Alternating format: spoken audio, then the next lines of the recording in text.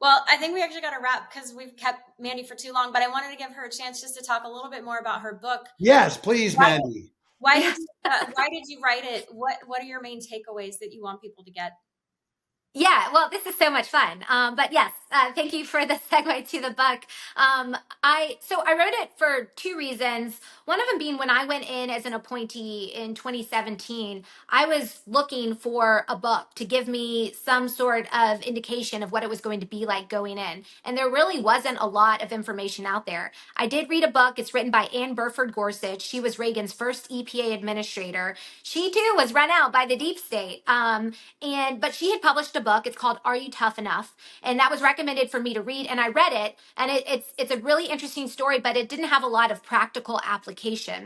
So I wrote this book, number one, to be that guide or that source for a new or aspiring political appointee that's going in. And I also wrote it because the problem of the deep state, and I know that word can be triggering for a variety of reasons, but it is this entrenched civil servant that, under the guise of doing something that's really important to our democracy, they abuse it for either personal gain or political gain. And I think that is problematic across the board. And I feel very strongly about this. I mean, I was on the receiving end of personalized harassment. I was put in a sex hotel in Germany when I was sent to go do actual negotiations for an international agreement, but the State Department, I pissed some of them off because I was implementing policy direction from the administrator and the president. I had upset them, and the way that they were going to get even with me was to put me in a sex hotel 45 minutes away from the actual negotiations were supposed to take place.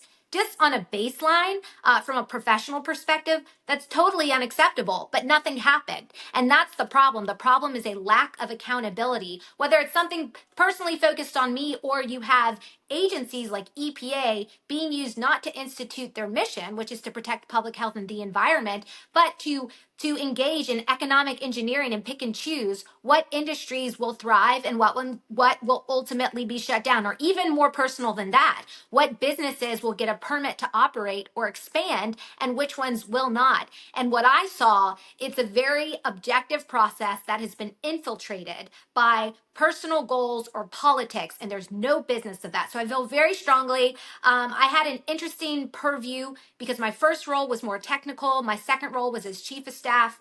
So I had that So broad sweeping you're chief view. of staff to Scott Pruitt I was the chief of staff to Andrew Wheeler. For and Scott Wheeler. Pruitt, I served as his principal deputy in the Office of Air and Radiation, and was a senior advisor early on until we shifted to those more formal roles. But nonetheless, I had various roles, and from that, I just got to see the problem of an unaccountable bureaucrat making a decision to the detriment of someone or some entity that has no real path to recourse. Yes, Mhm. there's the judiciary, you can challenge it, but that takes years. And if you're talking about investments or capital, for a lot of people, they can have that sideline for a seriously extended amount of time. The EPA understands that. I also saw corruption between some of these mega corporations that have these cozy relationships with the bureaucrats that oversee their regulatory standards, and they would use that relationship to set standards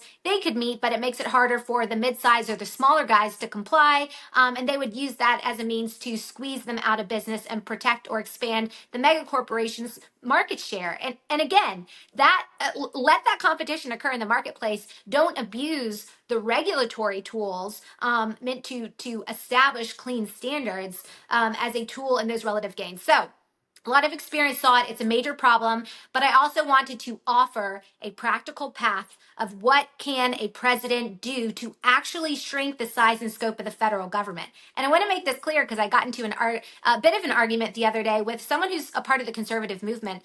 The goal and the recommendations of the policy recommendations, they aren't to get rid of civil servants and then replace it with some hyper politicized expanded group of individuals. It's just to get rid of those roles and offices altogether, to truly shrink the size and scope of the And federal government. who should make the decision about who goes? So it should be done. You need to hire an auditor, like a Like major auditor. But Elon Musk, that's going to be one of his roles. yeah, I mean, That doesn't strike fear into people. I don't know what does. talk about the fox watching the hen house. Who has more government contracts? This again just gets back to the endemic corruption of the Trump administration. But I think the test, if you're asking me what the test should be, it's not about particular people. And that's what I make clear in my book. Despite being on the receiving end of personal harassment, it's not going after people personally. It is fixing the institution, and the filter should be, does the office and the roles within that office tangibly implement the stated mission of that agency. Every agency has a stated mission, and they have delegated statutory authority from Congress.